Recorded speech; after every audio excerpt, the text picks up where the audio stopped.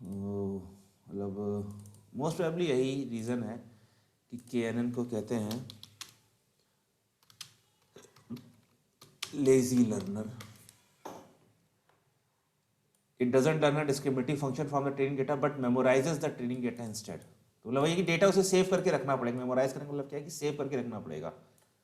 बाकी सब है वो सब अपनी इक्वेशन का कोई ना कोई पैरामीटर सेव करते हैं, ये उसे पूरा डेटा सेव करके रखना पड़ता है. दैट्स व्हाई इसको लेजी लर्नर कहते हैं. ठीक है. ओके, चलो फिर आज कभी शुरू करते हैं. बात करते हैं इम्बैलेंस डेटा सेट की. इम्बैलेंस डेटा सेट्स क्या होते हैं, उनका क्या काम होता है, उसी की बात करते हैं. बट इम्बैलेंस डेटा सेट की हम लोग बैलेंस डेटा सेट की भी बात करनी पड़ेगी, तो दोनों की बात करनी पड़ेगी. बेसिकली इम्बैलेंस डेटा सेट है ये आपका आता है क्लासिफिकेशन प्रॉब्लम्स में. ये आएगा आपका क्लासिफिकेशन प्रॉब्लम्स में. क्यों? क्योंकि क्लासिफिकेशन प्रॉब्लम्स में ही मेरे पास जो आउटपुट होता है वो फिक्स होता है. फिक्स कैसे होता है कि हमें पता होता है कि हमारा आउटपुट कुछ पर्टिकुलर सेट ऑफ वैल्यूज ही आ सकता है. कुछ पर्टिकुलर सेट ऑफ जो भी मेरे पास लेबल्स है वही लेबल्स आ सकते हैं, कुछ एक्स्ट्रा नहीं आ सकता है. जैसे हम लोग अभी आयरिस फ्लावर वाला कर रहे थे, तो आयरिस वाले में हमारे पास 3 थे कि हमारा आउटपुट या तो सेटोसा होना चाहिए या फिर वर्सी कलर और या फिर वर्जिनिका. ठीक है, आउटपुट फिक्स है, इसीलिए क्लासिफिकेशन है. अगर आउटपुट फिक्स नहीं हो सकता, अगर आउटपुट आपकी इन्फिनाइट वैल्यू हो सकती थी, तो फिर वो आपकी एक रिग्रेशन प्रॉब्लम होती, ना कि क्लासिफिकेशन प्रॉब्लम. तो इसीलिए ये जो प्रॉब्लम आती है बैलेंस और इम्बैलेंस की, ये हमेशा क्लासिफिकेशन में आती है क्योंकि आउटपुट इसमें फिक्स होता है. अब हम लोगों ने जो आयरिस का डेटा सेट देखा था, तो इसमें अच्छी बात ये थी कि सबके 50-50 क्या थे, सैंपल्स थे. सैंपल्स मतलब रोज. ठीक है, तीनों के 50-50 थे, तो ये परफेक्टली बैलेंस डेटा सेट था. कैसे था परफेक्टली बैलेंस? क्योंकि 3 क्लासेस थी, 3 मेरे पास आउटपुट थे, 3 मेरे पास लेबल्स थे, 3 मेरे पास क्लासेस थी, और तीनों की क्वांटिटी जो थी वो एकदम सेम थी. तो ये परफेक्टली बैलेंस डेटा सेट है. कई बार ऐसा होगा कि आपके पास जब कोई प्रॉब्लम आएगी तो हो सकता है कि वो परफेक्टली बैलेंस्ड ना हो. एग्जाम्पल के तौर पर अगर टाइटैनिक का डेटा सेट है, ठीक है, और टाइटैनिक के डेटा सेट में मेरे पास 2 क्लासेस है, कि आपको बताना है कि वो सरवाइव किया था कि वो सरवाइव नहीं किया था. ठीक है, अब यहां पर 2 क्लासेस है, तो टाइटैनिक में मेरे पास अराउंड कितनी थी, अराउंड 800 रोज थी, राइट. 800 में से 500 मेरी सरवाइव नहीं करी थी, सॉरी 500 सरवाइव नहीं करी थी, और 300 सरवाइव करी थी, 309 को सरवाइव करी थी. तो टोटल 809 थी. तो यहां पर ये मेरा हो गया इम्बैलेंस डेटा सेट.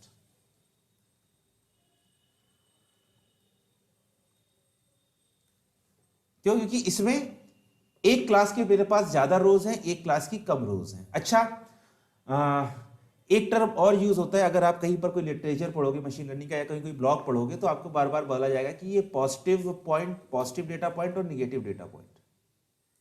ठीक है, तो ये जो पॉजिटिव और निगेटिव है ये कुछ अलग नहीं है, ये यही लेबल्स है.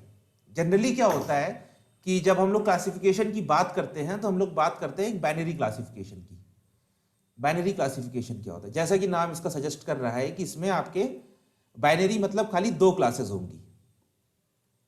ठीक है, तो इन्हीं 2 क्लासेस में, इन्हीं 2 क्लासेस में, इन्हीं 2 क्लासेस का मतलब क्या है, लेबल्स. लेबल्स का क्या मतलब है, आउटपुट. ये सब इंटरचेंज टर्म्स हैं, इसमें कभी कंफ्यूज ना होना कि क्लासेस कभी बोल रहा हूँ, कभी लेबल्स बोल रहा हूँ, कभी आउटपुट बोल रहा सर, हूँ. हाँ. ये जो आप ये पॉजिटिव और नेगेटिव बोल रहे हैं, हाँ, ये वही है क्या? वो ट्रू पॉजिटिव, ट्रू नहीं नहीं नहीं नहीं, नेगेटिव? वो नहीं, नहीं वो नहीं है, वो नहीं है. ये मैं इस टाइम सर डेटा उसमें पॉइंट की बात कर रहा हूँ. सर उसमें वो होता है ना कि एक्चुअल वैल्यू और प्रिडिक्टेड वैल्यू जो होती है, वो वही डिफरेंट बात कर होती रहे है. हैं क्या? नहीं, हम वो बात नहीं कर रहे हैं, हम वो बात नहीं कर रहे हैं। यहाँ मैं डेटा पॉइंट की बात कर रहा हूँ। मैं कह रहा हूँ कि अगर आप कोई ब्लॉग पढ़ोगे तो उसमें कई बार लिखा रहता है कि it's a positive data point, it's a negative data point. तो मैं बस उस कंफ्यूजन को दूर करना चाह रहा हूँ कि पॉजिटिव डेटा पॉइंट किसे बोलते हैं, निगेटिव डेटा पॉइंट किसे बोलते हैं, और कुछ नहीं है। ट्रू पॉजिटिव ट्रू निगेटिव हमारा इस वीक के एंड तक आएगा, जब हम लोग मैट्रिक्स निकालेंगे। अभी नहीं आ रहा है। Okay sir. तो यहाँ पर जो हम लोग बाइनरी क्लासिफिकेशन जनरली होता है, तो उसमें हम लोग दो क्लासेस होती हैं, दो लेबल्स होते हैं, दो आउटपुट्स होते हैं। ये तीनों सेम चीज़ है, इसको लेकर कभी कंफ्यूजन ना होना। कहीं पर लेबल्स लिखा है, कहीं पर क्लासेस लिखा है, कहीं पर आउटपुट लिखा है। आउटपुट रेयरली लिखा रहता है, बट क्लासेस और लेबल्स लिखा रहता है। तो जब दो बाइनरी हैं, दो हैं, तो इसी में से एक क्लास को हम बोल देते हैं कि वो पॉजिटिव क्लास है, और एक क्लास को हम बोल देते हैं कि वो निगेटिव क्लास है। अच्छा, बाइनरी का एक इजी क्या होता है कि ये क्लास है, मान लो कि, अच्छा इसका एग्जांपल कैसे ले लेते हैं कि जैसे क्या कर सकते हैं हम, जैसे यही है हमारे पास सर्वाइव्ड और नॉन सर्वाइव्ड। ठीक है, टाइटैनिक डेटा सेट में सर्वाइव्ड और नॉट सर्वाइव्ड। तो इसको हम लोग कह देंगे कि ये पॉजिटिव क्लास है, ये निगेटिव क्लास है। इसमें आप किसी को भी पॉजिटिव किसी को भी निगेटिव बोल सकते हो, कोई वो नहीं है।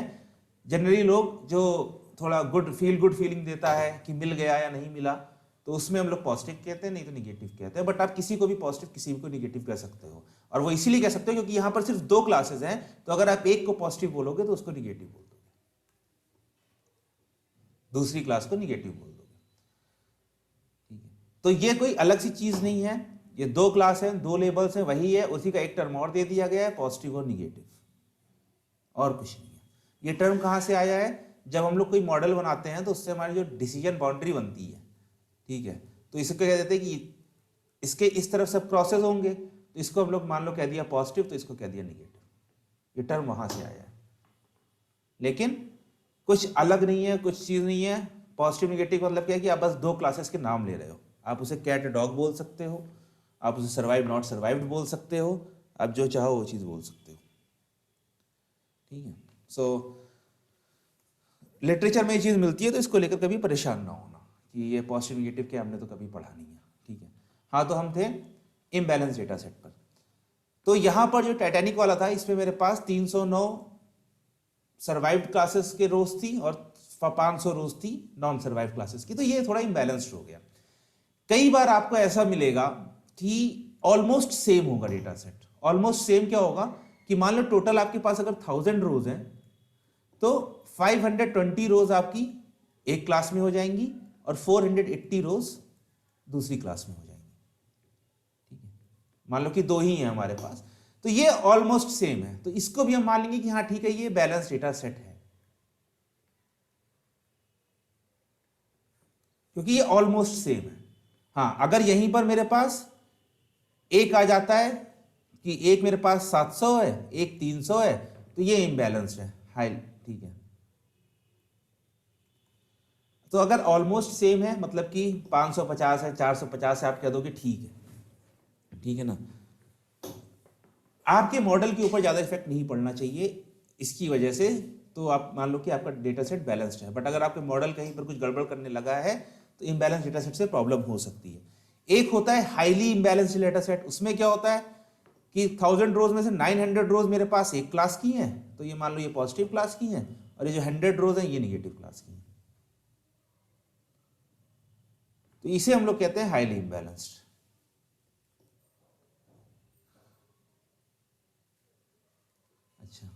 अच्छा, इससे होता क्या है? इससे होता यह है कि आपका जो मॉडल होता है ना, वो फिर डजंट लर्न एनीथिंग।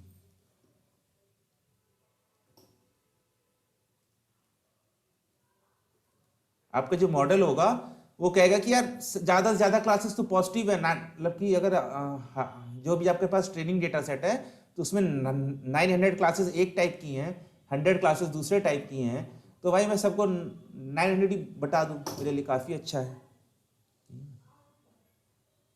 और जैसे हम लोगों ने केएनएन किया, तो केएनएन के केस में तो एकदम बायस्ड हो जाता है। कैसे बायस हो जाएगा? देख लेते हैं हम लोग सर कि मान, बायस्ड हो जाएगा, हाँ, कि ज्यादा मान लो है कि क्योंकि। ज्यादा है, मान लो मेरे पास सब क्रॉसेस एक क्लास के हैं, ठीक है, और यहाँ पर मेरे पास सर्किल सिर्फ 2 है, ठीक है, सर्किल सिर्फ 2 हैं। तो अगर मेरे पास कोई नया पॉइंट आता है यहाँ पर, तो अब मेरा ये सर्किल होगा कि क्रॉस होगा, तो क्योंकि यहाँ पर क्रॉसेस ज़्यादा हैं तो ये इसकी तरफ बायस हो जाएगा, भले ये यहाँ पर सर्किल हो सकता हो तो, ठीक है।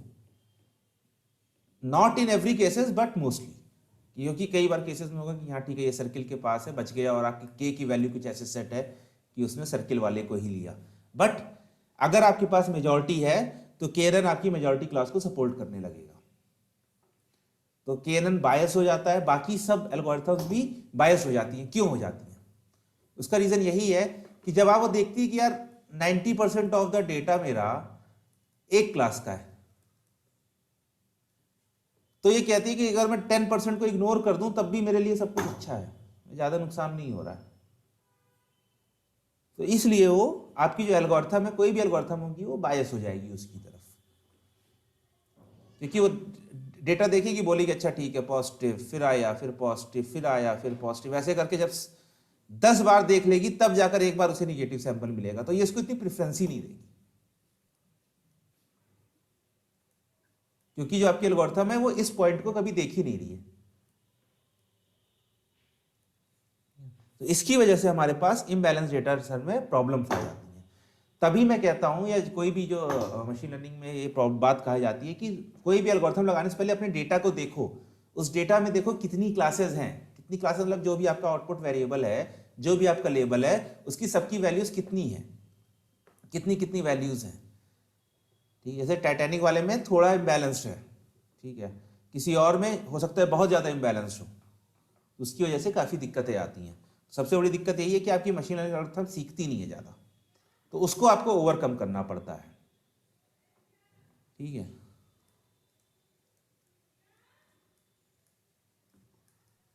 अब इसे तो कैसे कर सीखती सकते? नहीं ज्यादा मतलब? अरे जब वो 10 में से 9 बार देख रही है कि एक ही क्लास है मेजॉरिटी की, दूसरी क्लास निगेटिव है, तो ये होना क्या चाहिए कि आइडियली वो अगर 4 क्लासेस पॉजिटिव की देखे तो 4 क्लासेस निगेटिव की देखे, तभी तो वो सीखेगी हाँ ठीक है इसे सेपरेट करना पड़ेगा। इसे सेपरेट करने के लिए इसके पास पॉइंट तो होने चाहिए ना। जो डिसीजन बाउंड्री बनाती है, कोई भी एल्गोरिथम जो होती है, जो डिसीजन बाउंड्री बनाती है, तो वो कैसे बनाती है? वो देखती है कि ये जो पॉजिटिव क्लास है इसकी वैल्यूज थोड़ी डिफरेंट है और इसकी वैल्यूज थोड़ी डिफरेंट है। जैसे सेटोसा में हमारे जो पेटल्स की लेंथ और विड्थ थी वो लो नंबर्स थे, ठीक है। वर्जिनिका और वर्सिकुलर में हायर नंबर्स थे। अगर मेरे पास सारे के सारे वर्सिकुलर होते और 2 सेटोसा के होते, तो वो डिसीजन बाउंड्री क्या बनाती है? वो कहती है कि अच्छा ठीक है सब पॉजिटिव है, ये 2 निगेटिव है, इनको भी अंदर ही ले लो। वो अच्छे से सेपरेट ना कर पाती इनको। क्यों? क्योंकि उसे सीखने के लिए तो डेटा चाहिए। मशीन लर्निंग क्या है? डेटा से ही सीख रहा है। आपके पास डेटा ही नहीं है तो सीखेगा कैसे? तभी हमें प्रोसेसिंग करनी चाहिए उसकी। हाँ, तभी हमें शुरुआत से देखना चाहिए कि डेटा हमारे पास है क्या। तभी आपके पास जो भी पहला काम है तो डेटा सेट को पहले एक्सप्लोर करो, उसके ऊपर ईडीए लगाओ, कि सब उसके एक एक कॉलम को खंगाल मारो कि हर एक कॉलम की क्या वैल्यू है, ठीक है। तो आपको थोड़ा इजी पड़ेगा आगे। कुछ लोग नहीं करते हैं, तो वो भी एक अप्रोच वैलिड है। वो करते हैं लेकिन बाद में करते हैं, वो पहले सीधे एल्गोरिथम लगाना शुरू करते हैं, तो वो भी एक वैलिड अप्रोच है। बट इट्स प्रिफर्ड कि आप पहले ईडीए करो, नहीं तो आपने लगा दिया फिर कहोगे अच्छा यार ये प्रॉब्लम तो मैं पहले ही देख सकता था, मैं पहले ही देख सकता था कि मेरा डेटा है वो प्रॉपर नहीं है। तो इट्स सर बेटर कि आप ईडीए थोड़े। से ना रिलेटेड मेरा एक क्वेश्चन है, मगर मैंने लास्ट में पूछना है। ओके, तो नोट करके रख लो। ठीक है। तो ये इम्बैलेंस डेटा सेट से मेरे पास प्रॉब्लम आती है, तो इसको रिजॉल्व कैसे करते हैं? तो इसके रिजॉल्व के आपके पास 2-3 तरीके होते हैं। पहला होता है अंडर सैम्पलिंग। अच्छा, आज के बाद कहीं पर भी आपको अगर ये सैम्पलिंग टर्म सुनाई देता है, तो सैम्पलिंग का मतलब क्या होता है? सैम्पलिंग का मतलब होता है चूज करना।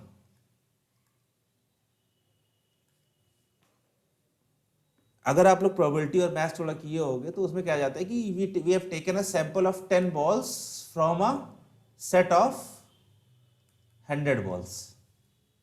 तो आप क्या कर रहे हो, आप 10 बॉल को चूज कर रहे हो, ठीक है। तो इसीलिए सैम्पलिंग का कहीं पर भी मतलब आता है, उसका मतलब होता है कि आप किसी बड़े डेटा में चूज कर रहे हो, बड़े किसी डेटा सेट में से चूज कर रहे हो छोटे कुछ वैल्यूज को। तो अंडर सैम्पलिंग का मतलब है कि कम चूज करना। तो इसमें क्या करते हैं कि मान लो मेरे पास ओरिजिनल डेटा सेट है, उसमें मेरे पास 900 पॉजिटिव है और 100 निगेटिव क्लासेस है। तो इसको मैं क्या करूंगा, इसको मैं जो मेरी माइनॉरिटी क्लास है, जो मेरी लेस क्लास है, उसको मैं पूरा ले लूंगा, ठीक है। और जो मेरी मेजॉरिटी क्लास है उसमें से मैं इसकी हर वैल्यू के लिए उसमें से एक वैल्यू कोई भी रैंडमली चूज कर लूंगा। तो 900 में से मैं कोई भी रैंडमली 100 ले लूंगा। तो मेरा जो न्यू डेटा सेट होगा, इसे ओ डैश या फिर ओ न्यू कह लोगे, इसमें मेरे पास 100 पॉजिटिव के होंगे और 100 निगेटिव के होंगे। इस तरह मैंने इसको बैलेंस बना दिया।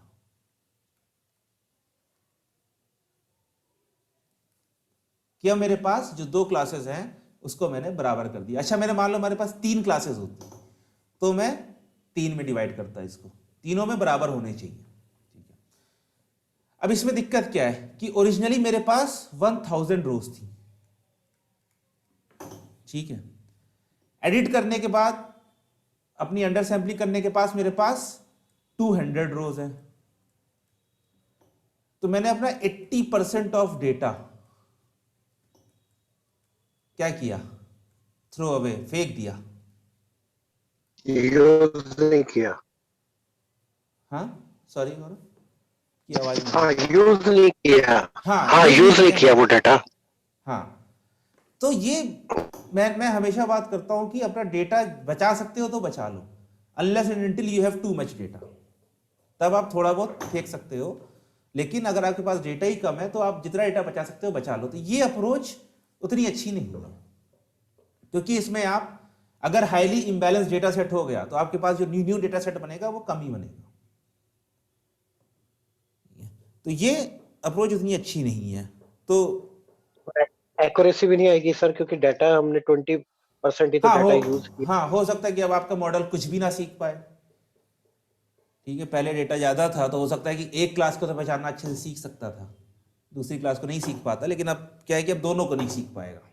तो ये एक बड़ी प्रॉब्लम है। तो इसी का सोल्यूशन आता है मेरे पास, ओवर सैम्पलिंग।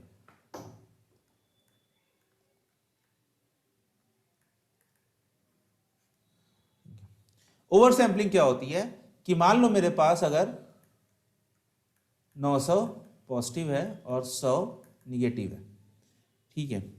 तो मैं इसको चेंज करूंगा 900 पॉजिटिव और 900 निगेटिव, ठीक है। तो सबसे पहली जो ट्रिक है, मतलब कि ये मेरा आउटपुट है, मेरे पास ओरिजिनल ये था, मुझे इस तरह लाना है। जो सबसे पहली ट्रिक है उसे कहते हैं हम लोग रिपीटिशन। रिपीटिशन क्या है कि ये जो 100 रोज हैं आपको, आप इनको 9 बार रिपीट कर दो।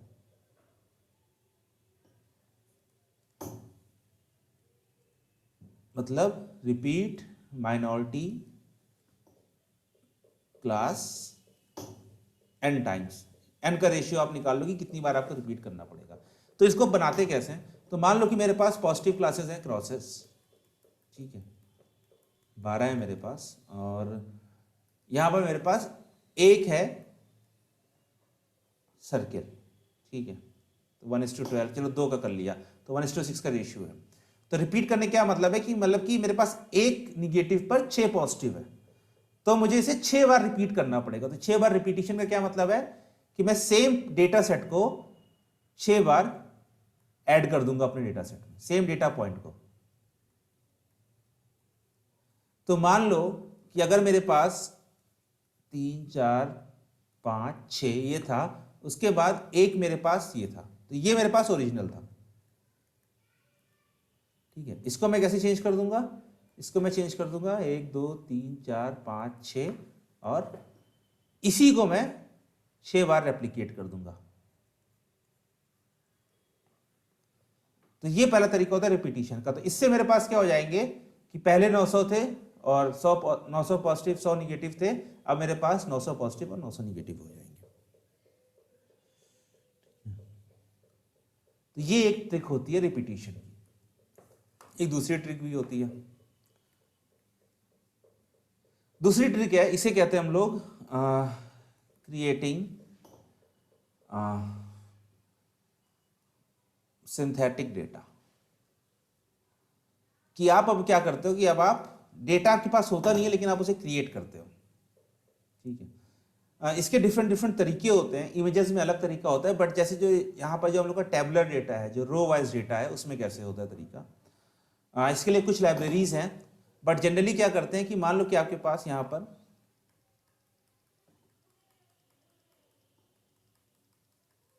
एक इम्बैलेंस डेटा सेट था, ठीक है, 4 पॉइंट थे आपके पास।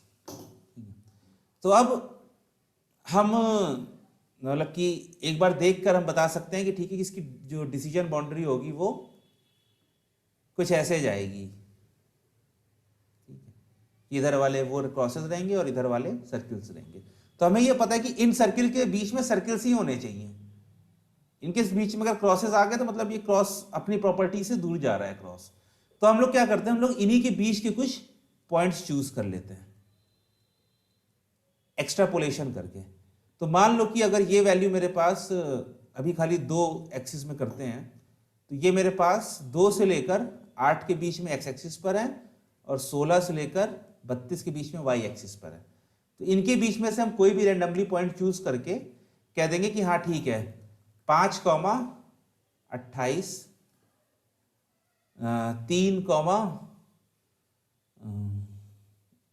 कुछ भी ले लो, 30 ले लो, 7,20, तो ऐसे करके हम लोग पॉइंट्स चूज कर लेंगे कि जहां पर मेरी क्लासेस रहेंगी, जहां पर मेरी जो निगेटिव वाली क्लासेस हैं, जहां पर मेरी जो माइनॉरिटी वाली क्लासेस हैं, जहां पर वो रहेंगी, उसी के बीच में से हम कुछ पॉइंट्स एक्स्ट्रापोलेट करेंगे। एक्स्ट्रापोलेशन का मतलब क्या होता है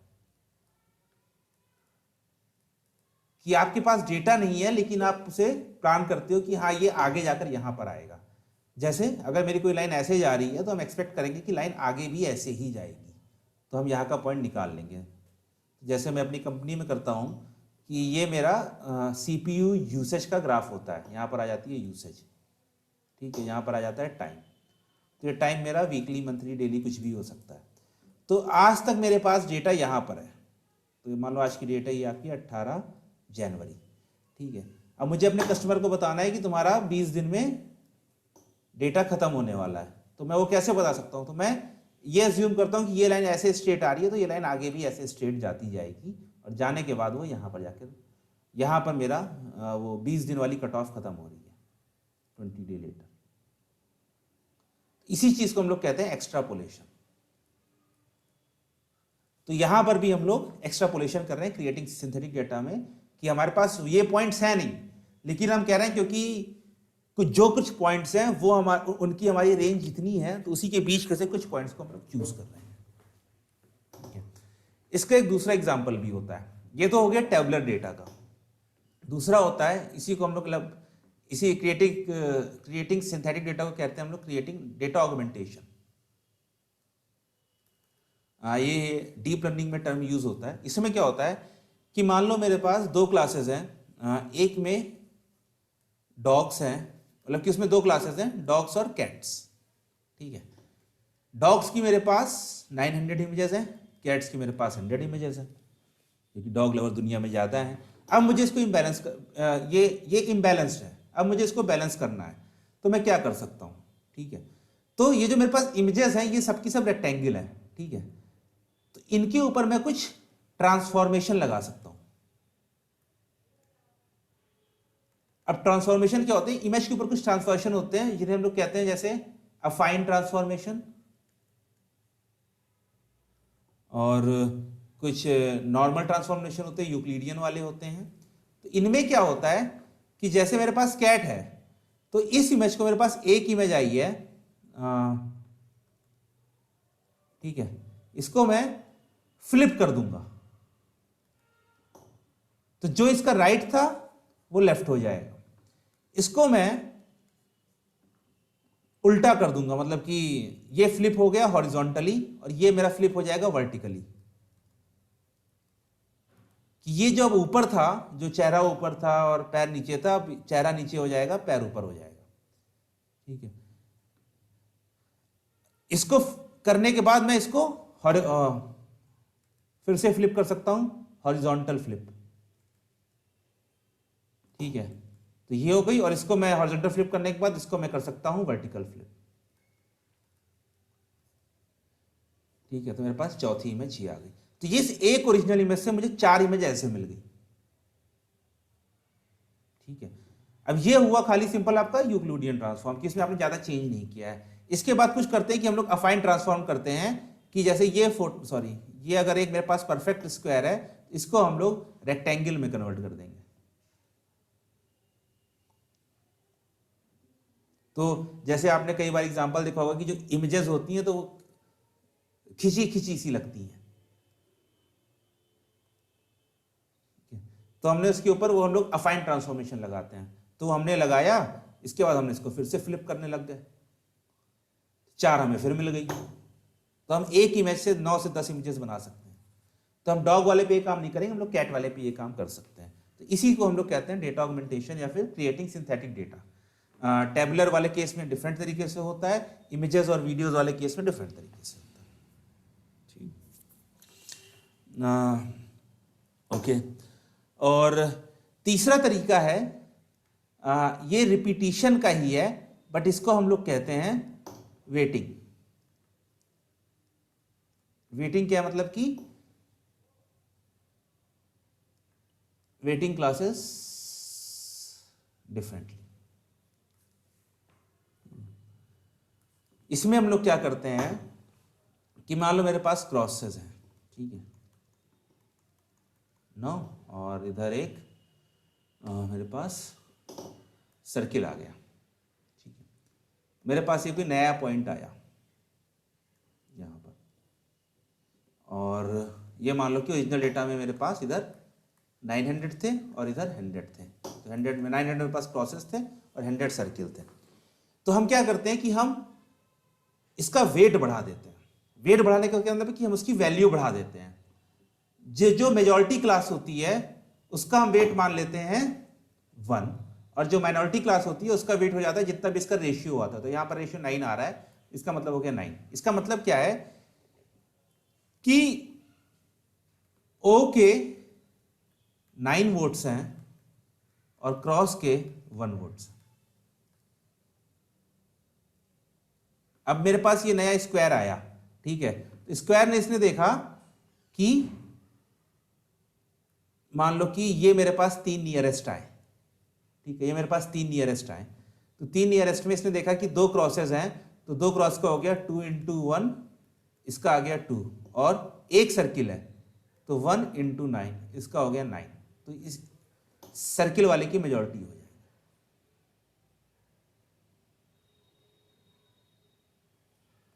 तो वेटेज से क्या होता है कि ये रिपीटिशन ही है, क्योंकि अगर मैंने रिपीटिशन किया होता तो मेरे पास क्या होता है, तो मेरे पास यहां पर 9 पॉइंट्स होते हैं।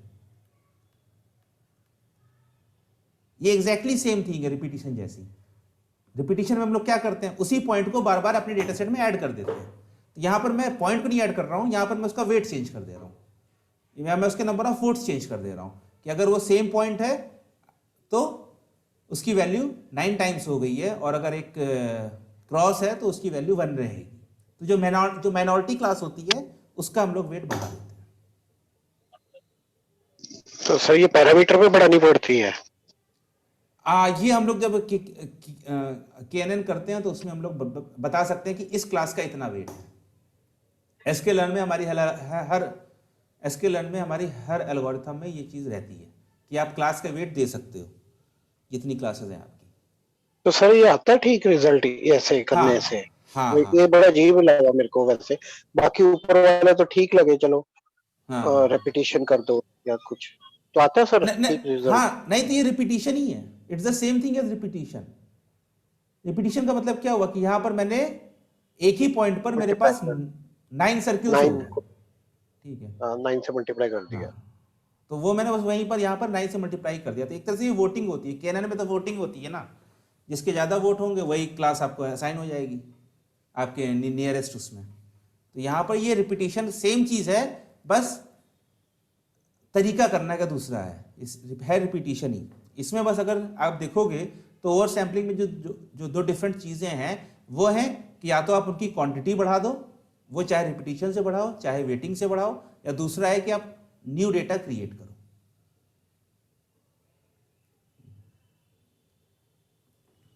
ये वेटिंग और repetition are the same thing.